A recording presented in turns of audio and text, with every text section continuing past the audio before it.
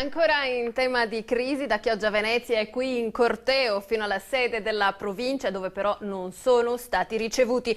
Parliamo dei pescatori che hanno depositato un esposto per disastro ambientale per la moria delle vongole dell'agosto scorso, persi 3 milioni di euro. A questo punto noi siamo rovinati perché abbiamo investito tutto noi, abbiamo fatto anche dei mutui proprio per seminare, per tenere al programma giusto della provincia che ci aveva chiesto di diventare allevatori. Adesso a questo punto noi siamo senza lavoro, con debiti.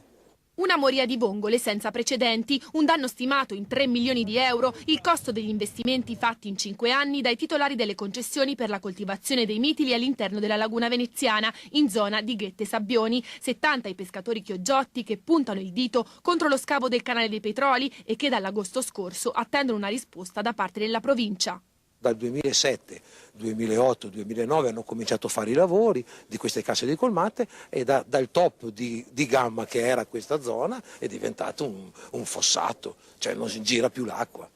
Per questo i titolari delle licenze, riuniti nei consorzi Il Faro Azzurro, Agrimol e nelle cooperative Copesca e Onda Marina, sono tornati a protestare, inscenando il funerale della vongola attraverso le vie di Venezia, al loro fianco Federcontribuenti. Non possono richiedere i 12 milioni del mancato guadagno, che era quello previsto per le vongole, però almeno quello che hanno speso in questi anni, e gli diano un'area dove sia possibile ricominciare la produzione delle vongole.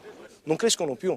Da un 100% che era la mamma d'Italia, si può dire così in gergo, ci ritroviamo un 10 o un 20% della produzione. Cioè, c'è qualcosa, perché nessuno non mette atto a questo? Da quando hanno cominciato? Perché non viene aperta un'indagine, un controllo, anche per salvaguardare la laguna, che era un bene dell'UNESCO.